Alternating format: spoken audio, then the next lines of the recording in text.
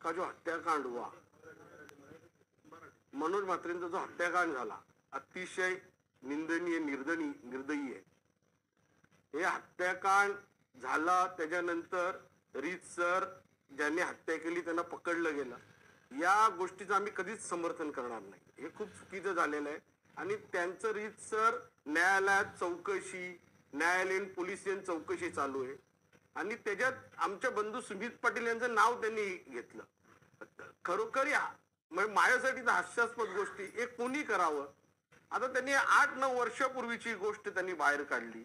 हे कोणत्या माणसाने बाहेर काढावी ज्यांच्यावर स्वतःवर 2014ला 178, 179, 181, 420 सारखे गुन्हे या बाल्यामामा काल्यामामावर दाखल झाले. आज मी बाल्यामामा काल्यामामा काय करतोय, बाल्यामामाच्या नावाने यांनी पूर्ण लोकसभेचा काल्यामामा करून टाकलेला आहे. त्याच्यामुळे हे असं खोटे आरोप लावून एखाद्या घराण्याला किंवा एका युवा लोकप्रतिनिधीला बदनाम करणं हे खरोखर योग्य नाही. याच्यावर आम्ही त्यांच्यावर अब्रू नुकसानीचा दावा दाखल करणार होतो, पण आम्हाला अब्रू आहे. ज्याची अब्रूच नाही अशा माणसावर अब्रू नुकसानीचा दावा दाखल करून तरी काय भेटणार आहे आपल्याला, हे आम्ही विचार केला. आणि असं गुंड पार्श्वभूमी असलेला हा माणूस यांनी आमच्यावर असा आरोप लावणं, स्वतः आम्ही आमच्या घरातल्या तुम्ही कोणाकडे बघा, आम्ही एक सिंगल आमची गाडी, आमचा ड्रायव्हर आम्ही फिरत असतो. यांच्या मागे 2-2, 3-3, 4-4 ज्यांच्यावर अनेक प्रकारचे गुन्हे दाखल आहेत असे गुंड प्रवृत्तीचे लोक घेऊन हे फिरतात आणि हे आमच्यावर आरोप लावतात. एवढाच पुलका होताना या केसचा झाला, माझ्या बुलेट ट्रेनच्या माझ्यावर जे खोटे आरोप लावले त्या केसचा झाला. तर उद्धव ठाकरे साहेब मुख्यमंत्री कधी होते, त्या सरकारमध्ये होते का नव्हते.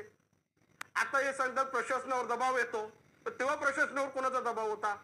तुम्ही रीतसर तेव्हा चौकशी करायची होती, आताही चौकशी करावी. दूध का दूध पाणी का पाणी होते. तुमचं सरकार, तुम्ही सत्तेत असताना आदरणीय उद्धव साहेब मुख्यमंत्री होते, पवार साहेब तुमचे नेते, तो सरकार चालवत होते, त्याच पक्षात तुम्ही होते तेव्हा.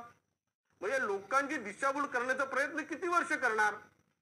मला पुन्हा एकदा या प्रश्नावर पण माझं उत्तर हेच आहे, खुदा मेहरबान तो गधा पेलवान, अशी परिस्थिती या भिवंडी लोकसभेची झाली आहे.